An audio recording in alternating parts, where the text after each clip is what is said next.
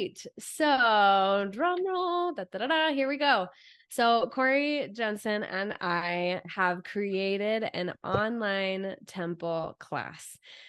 So perhaps if you've been participating in our conference this far, I imagine that maybe this wasn't exactly the thing that you would intuitively think would be included in trying to learn more about the temple. We haven't spent a ton of time talking about the various ceremonies, the ordinances, the covenants, as they particularly are in our modern day temples. We've been looking more at temple types, both ancient and modern.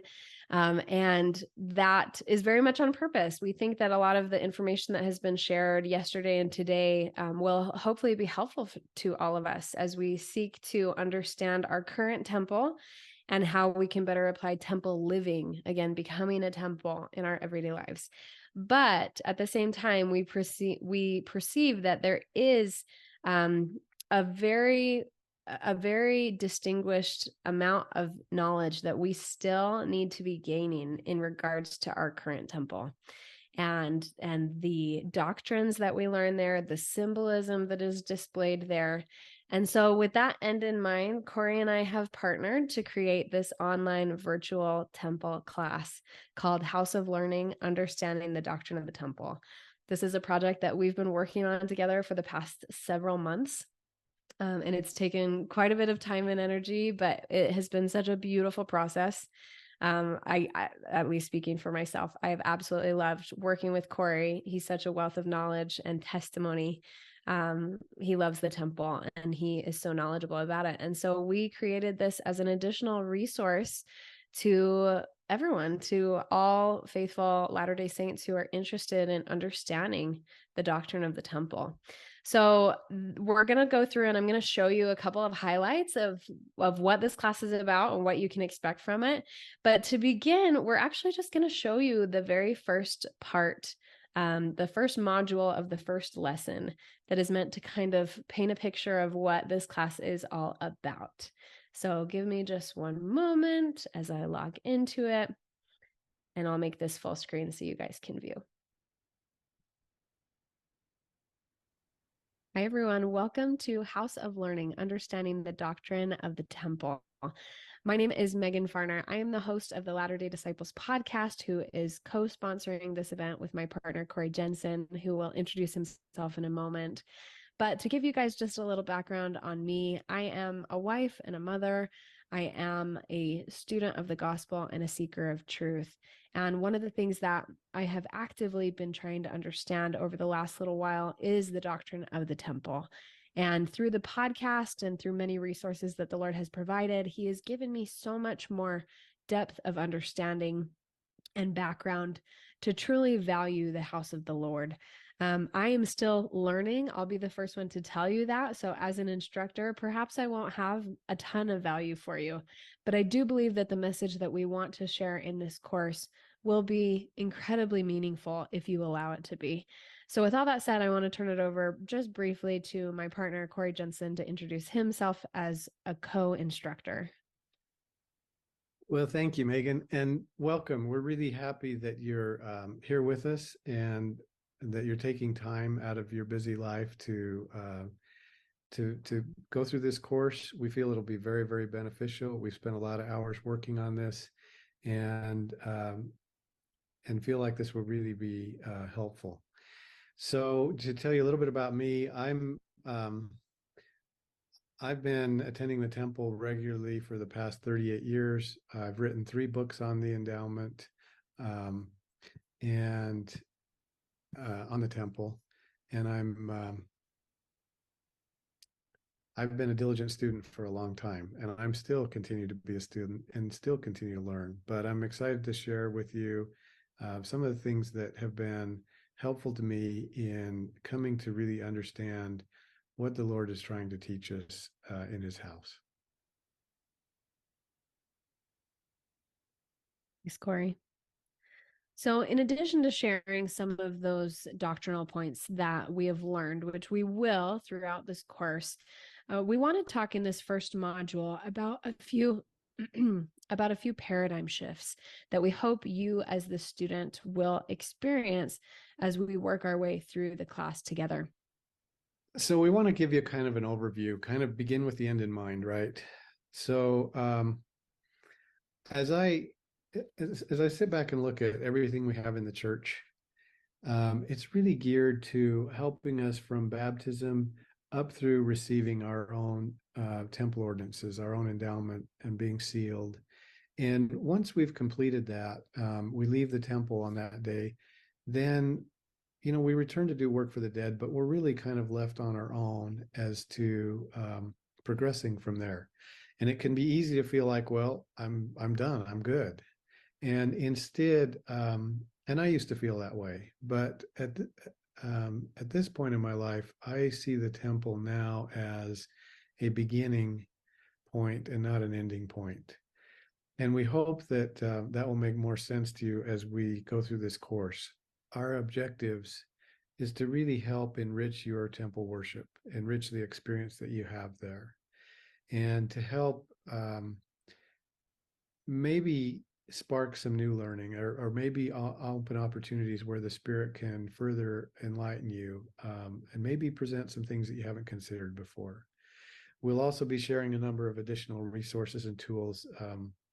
Of necessity, we have to be kind of brief, and a lot of these things will be kind of an overview, but we will provide resources for further in-depth study if you choose to pursue that. And then finally, we hope that this will allow you to approach the temple with new eyes, that there will be some paradigm shifts and some things that perhaps you haven't considered before. Some of them may even be ideas that are new and that you may be a little resistant to at first. But we would humbly ask you to approach this with an open heart and an open mind. We're coming at this from a faithful, believing perspective, and these are truths that the Lord has taught and shared with us over many years, and we feel will be very beneficial to you. So plant the seed in your heart and see where it goes. Yeah. No, I just want to add that testimony too. We're going to review 5 primary paradigm shifts that we hope you experience working through this course. Hopefully, there will be many, many more. I believe that the Lord can teach each of us on an individual basis. And perhaps you will experience a paradigm shift that we can't even perceive right now, that's meant just for you as an individual. But there are 5 that we really hope collectively students of this course will enjoy. And as Corey said, our prayer is that you can be open-minded and soft-hearted and allow the Spirit to be your teacher. If something strikes you as strange or you haven't heard before, or it's a little bit hard to believe, that doesn't necessarily mean that it's false. In fact, I think a lot of times when we're presented with truth that we're maybe not familiar with, it can seem a little bit repugnant and a little bit hard to swallow. But as we work through that, the Lord works with us to soften our hearts and open our minds, and He'll teach us truth in His own way. I was just going to say, as you're talking, Megan, it reminds me of there's a story in Acts. It's a beautiful incident where Philip's walking along in the Spirit. There's a man in a carriage, a eunuch that's reading Isaiah, and the Spirit prompts Philip to go talk to him. And he walks up to him and he says, do you understand what you're reading? And the guy looks at him like, this is Isaiah we're talking about here. Are you kidding me? How do I understand this unless somebody can teach me? And so we hope that this course will be a little bit like that for you. Hopefully that it'll really open your eyes with the temple. Thanks for that thought. So the first paradigm shift we want you to experience is that you are the temple of God. This is scriptural. Think about Paul and his writing saying, "Know ye not that you are the temple of God?" And a lot of times I think that we read that and we think, oh yes, we need to be clean, we need to be pure, we need to be a home for the Spirit. But what if it means much more than that? What is a temple of God? If the temple is the house of God, what does that mean about you and about who you are and what you are meant to become? I think that there is great depth here. And as we work through this course, perhaps the Spirit will enlighten you on ways that the Lord anticipates you as a person becoming His temple. I love this, Megan. And I don't think Paul we often take his statement figuratively. I think he meant that literally, exactly what he said. And that changes things. That changes everything. The word endowment, to be endowed, is to, one definition is to receive a gift or to be given a gift. And if we think about this perspective, our gift, our endowment, one way to look at that, it's our mortal life. It's this experience. It's this whole thing that we've been given.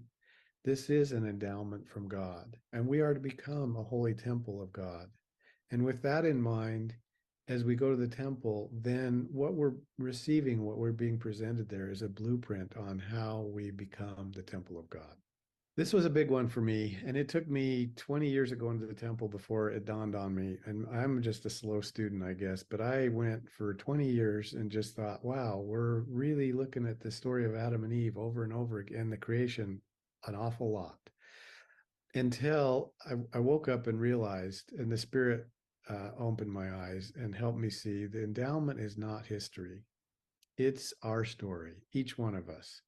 They are symbols, they're archetypes, they're symbols of each of us in the journey that we make through this life.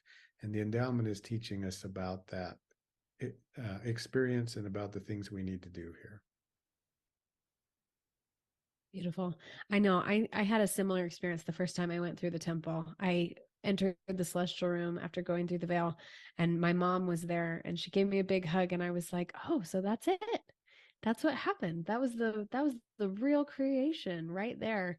And it took me quite a long time before, as you said, I began to see, no, this isn't meant to be a history that we're reviewing. It's meant to be a pattern that we are applying. So that shift, again, something that we'll jump back to throughout the course, really, really powerful for beginning to apply the lessons of the temple and step into that archetype of picturing ourselves as though we are Adam and Eve, as we are meant to. All right. The third shift, I would say, is perhaps one of the most life-changing ones for me personally, that the Lord taught me over the last year and a half, as you know, through the podcast and through people that I had the pleasure of meeting who taught me. And this changed everything for me. The idea is that ordinances are not salvific in and of themselves, meaning receiving the physical ordinances of the temple are not the things that equal salvation. Rather, our ordinances are symbolic of actual gifts of grace that we receive from Jesus Christ in our mortality. They are, they have components that are meant to symbolize actual spiritual experiences that we are designed to have in our life. And that perspective shift made a lot of other things make sense. The Book of Mormon made a lot more sense to me once I understood that. Because people say, how is it that we say that the Book of Mormon contains the fullness of the gospel when it doesn't have anything about the temple in it? Well, once you realize that the ordinances of the temple are symbolic, and then you find out that the Book of Mormon is describing what they are symbolic of, well, that changes everything. All of a sudden, the Book of Mormon is a temple text, and it does contain the fullness of the gospel. So this was a huge one for me personally. This will make a lot more sense to you as we move on through the course too. So if it doesn't make sense right now, just hold on to the thought, and I think by the end of the class you'll understand this in a whole new way. We see examples in history of people, particularly the ancient Israelites and the law of Moses and the ordinances that they had. They, there were two different approaches. Some of the people really understood what was being taught and the intent of those ordinances and participated in them, understanding that intent, and others really missed it. And we have the same risk. We can go through the motions and participate in these things and really miss what it is the Lord is trying to teach us. Once we see that and understand that, then the experience becomes significantly more meaningful because we know and understand what we're participating in. And sometimes that takes a long time. And there's nothing wrong with going through the motions just based on faith. We see that with Moses, with Adam. Adam offered sacrifices for many days, probably many years, before an angel came to teach him what those sacrifices really meant. But then once he understood, and so he was doing that as an act of faith. But once he understood what that meant, now I imagined that that act in the future had a whole greater depth of significance and meaning to him. It wasn't just rote obedience, it was now a very meaningful act. And I hope that by the end of this course, that some of the things you've accepted in faith at the temple instead become very beautiful and very purposeful and meaningful. This one's this one is another one. It took me a long time to see. I attended the temple for 20, 30 years. I knew that, the scriptures teach us that all things testify of Christ, and this is his house, and we should expect that everything there would point to him. But I had a very difficult time making the connection between the endowment specifically and how that connected and testified of Christ. I mean, some of it is obvious, but to me, but I made that a subject of diligent prayer and study for a long, long time. And I believe now that the temple contains probably the most beautiful testimony of Christ that we find anywhere in the Restoration. But it took me many years to see it, and we're going to share that with you later in this course. And hopefully you'll find it very meaningful and very beautiful to you as well. Megan, do you want to add anything? Yeah, I think this shift is one that I personally am still making just because, this content is fairly new to me as well. I've been a benefactor of Corey's 30, 40 years of temple attendance because I'm not there yet, and he's learned a lot more than I have on that. But I do think, and I want to say that the more that I learn about the temple symbolism in everything, every single bit of the temple, the ceremony, the clothing, the architecture, the ceremonies, it all does testify of Christ, even and maybe especially the things that don't seem to on the surface. And I think that's a true pattern. As we talked about earlier in this lesson, sometimes truth, when you're presented with it for the first time, it can be a little bit repulsive even. And I think that that's a natural reaction of our natural man. And certainly the adversary wants us to be put off by truth that we haven't heard before, because he knows how eternal life changing it can be. And I think that we're going to share some things in our lessons that perhaps will be that way for you, that initially you might encounter something that tastes kind of off and it's perhaps a little bit uncomfortable for you to accept. But as you dig in and allow the Spirit to teach you and have that humility as a child, being willing to be taught, then I think you'll experience that shift as well. Okay, the last shift that we want to talk about, shift number 5, perhaps the most profound one, and one that I so desperately hope we all can achieve, is the understanding that you can return to the presence of Jesus Christ in mortality. Adam testifies of this in the endowment.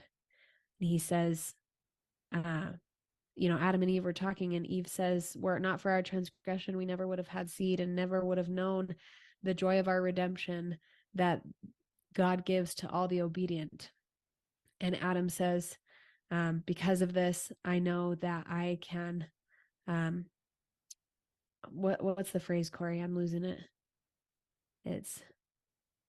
Oh, you caught me off guard too.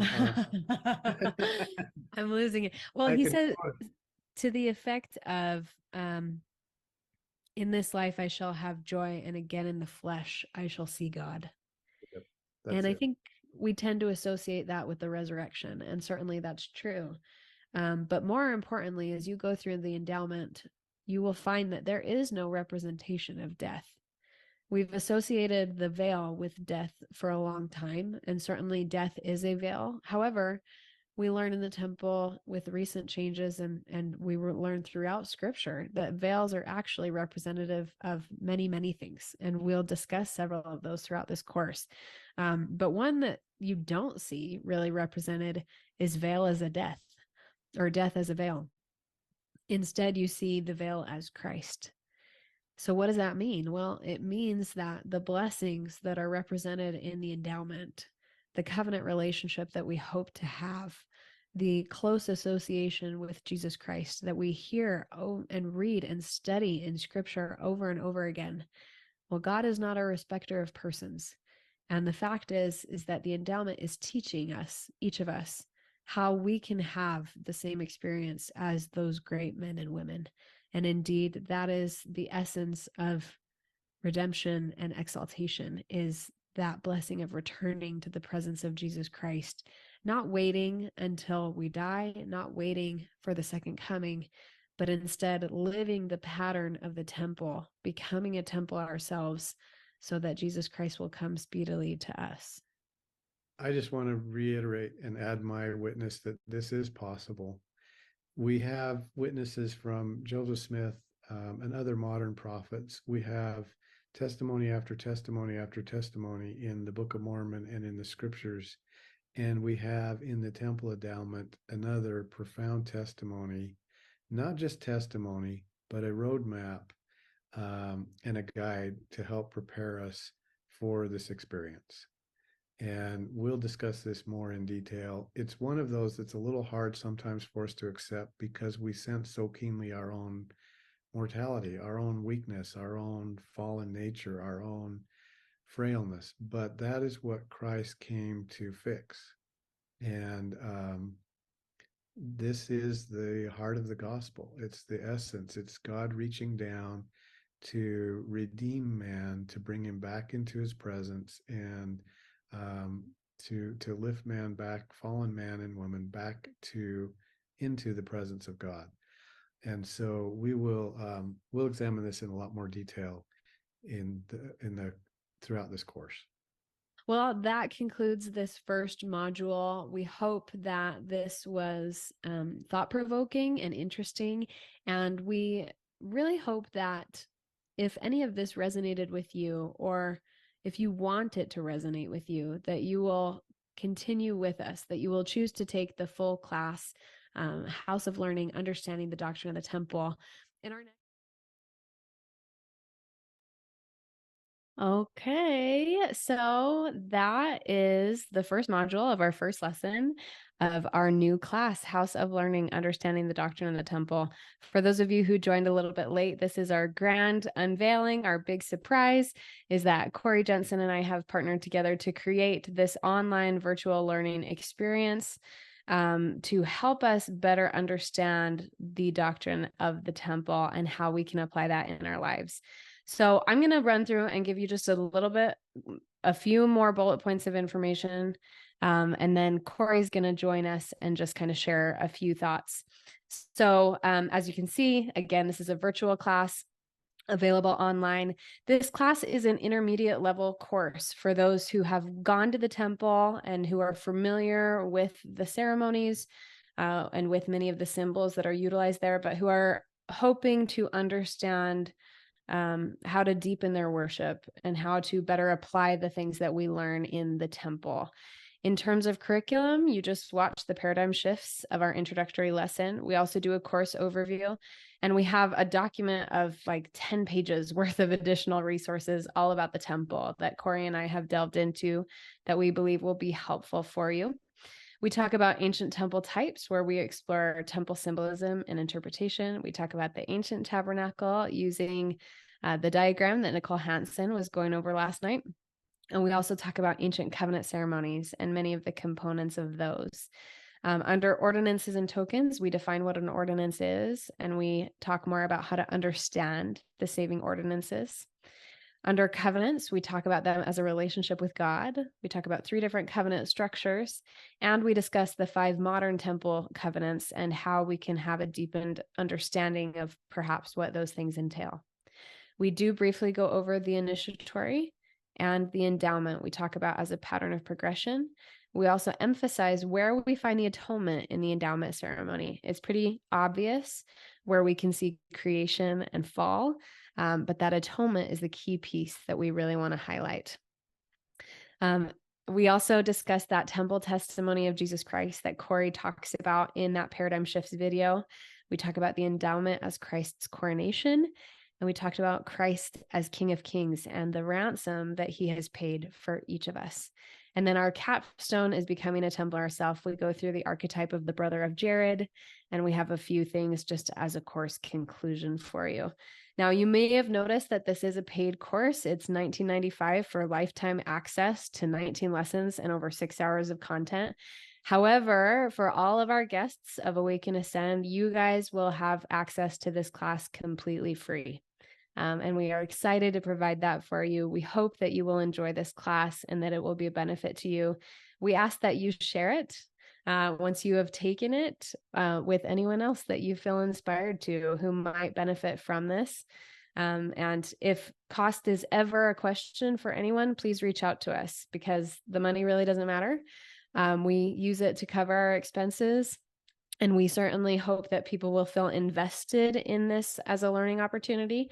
But that really isn't the point. So if you or someone else you know might have trouble with the cost element, please reach out to us and talk to us about it. And we're happy to give you a scholarship. You'll be provided the link to this website so you guys can go and check this out all on your own time. We have had a few people already take the class and they have graciously provided some reviews. So you can go and check those out when you have the chance as well.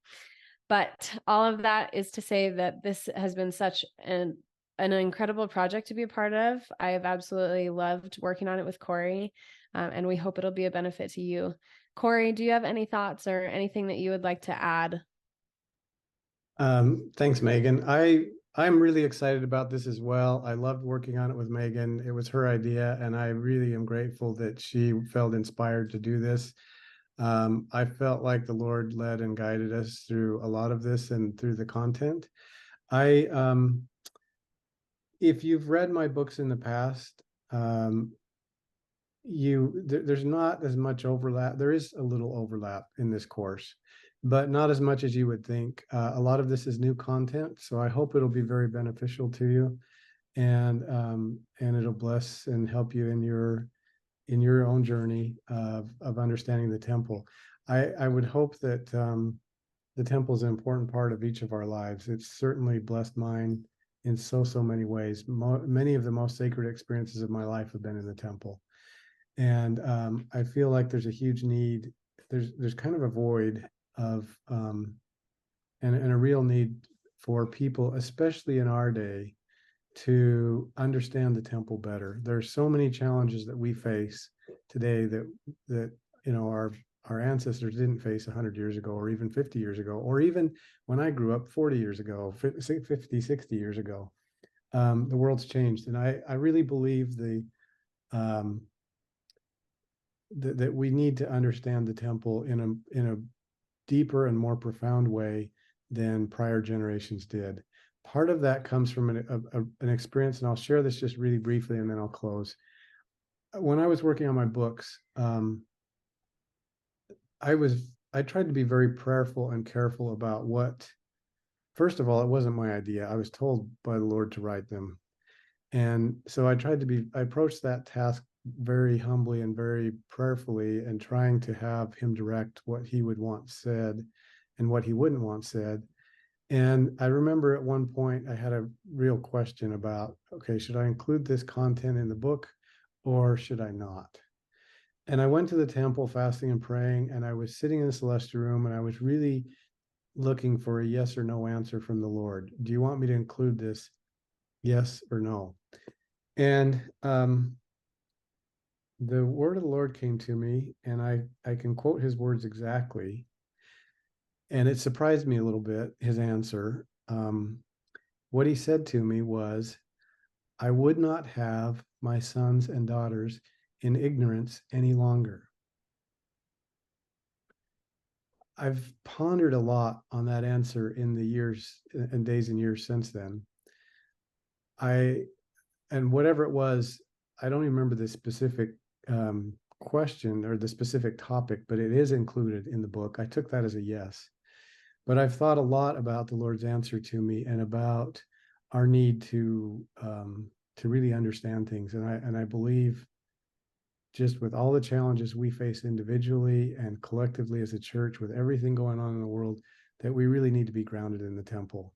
And it's my hope and prayer that this course will be meaningful and helpful to each of you. Awesome. Thanks, Corey. Yes, so we are so excited to share this with you. This is our witness and our testimony, and it's evolving still, but we hope that it will be a benefit to all of you as well. So thank you so much for your excitement. We're so excited too. When we send out the recordings and transcriptions, it actually might be on your survey. I think it's on your survey email. So tomorrow morning, we'll be sending out an email for you to participate in a survey and provide feedback on the Awaken Ascend event. And I believe that that is where we'll also include a link to the course and your free code. So you'll register, your input, the code that we have given, especially for those who have all access to Awaken Ascend. It'll zero out the cost, and then you guys can start participating in the class. So Corey, you're the best. Thank you so much for building this with me. And thank you guys so much for allowing us to share it with you.